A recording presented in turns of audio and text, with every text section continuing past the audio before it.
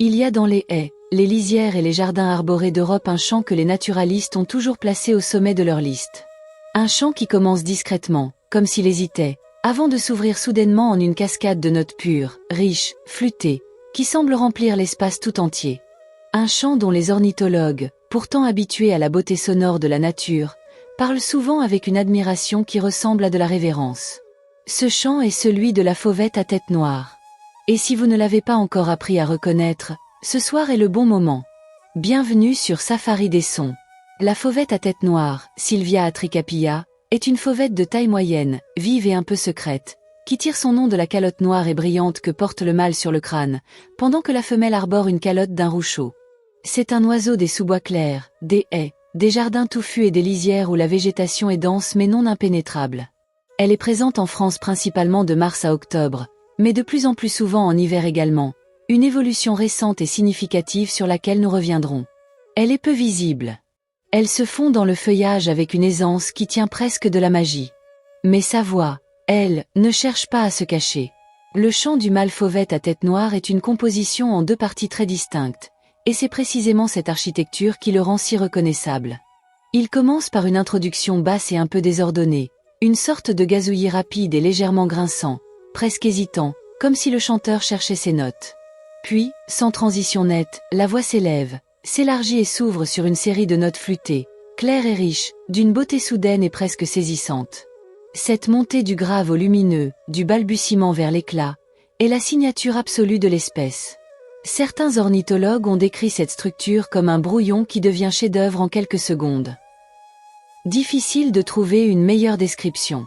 C'est précisément pour la qualité de cette finale flûtée que la fauvette à tête noire a reçu le surnom de rossignol du Nord. Pas tout à fait à la hauteur du rossignol Philomèle, dont le répertoire nocturne reste sans équivalent, mais très proche de lui dans la richesse des harmoniques et la pureté du timbre. Dans certaines régions d'Europe centrale et du Nord où le rossignol est absent ou rare, la fauvette à tête noire est considérée par les naturalistes locaux comme le meilleur chanteur disponible.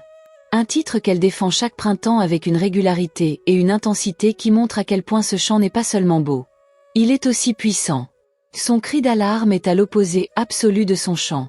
Un tac ou tchèque dur, sec et bref, souvent doublé ou triplé en tac-tac-tac, produit comme deux petits cailloux qu'on frappe l'un contre l'autre. Ce son, familier de tous ceux qui fréquentent les haies et les sous-bois en été, est émis avec une fréquence étonnante dès que l'oiseau perçoit une présence suspecte. Nerveux, répété, insistant, il contraste tellement avec la beauté du chant qu'on peine à croire qu'il appartient au même oiseau. C'est pourtant bien la même fauvette, les mêmes cordes vocales, le même organe. Simplement deux langages pour deux situations. Ce qui rend la fauvette à tête noire particulièrement intéressante dans le contexte actuel, c'est son statut d'espèce gagnante du changement climatique. Historiquement migratrice, elle passait ses hivers en Afrique subsaharienne avant de revenir en Europe au printemps.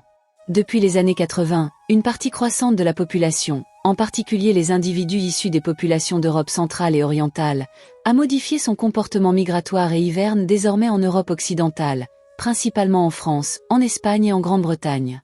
Ces oiseaux hivernants, nourris par les mangeoires et les baies persistantes, reviennent au printemps dans de meilleures conditions physiques que leurs congénères revenus d'Afrique.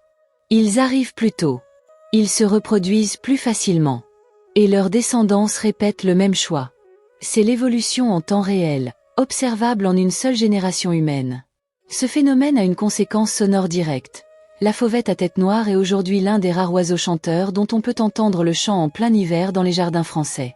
Un chant flûté et riche en janvier, depuis un buisson de lierre ou un jardin avec des boules de graisse, est très probablement le sien. Ce n'est plus seulement un oiseau du printemps. C'est un oiseau des 12 mois, pour ceux qui savent l'écouter. La fauvette à tête noire est un oiseau qui défie les attentes. Elle se cache mais chante fort. Elle commence par bafouiller avant de vous couper le souffle. Elle était migratrice et ne l'est plus tout à fait. Et elle porte, dans sa petite calotte noire ou rousse selon le sexe, une des voix les plus admirées de la nature européenne. Quand vous l'entendrez la prochaine fois, dans une haie ou un jardin, reconnaissez cette structure. Le brouillon d'abord.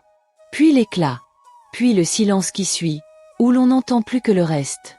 Merci d'avoir écouté Safari des sons. Avez-vous déjà entendu la fauvette à tête noire chanter en hiver dans votre jardin? Et reconnaissiez-vous ce chant avant aujourd'hui?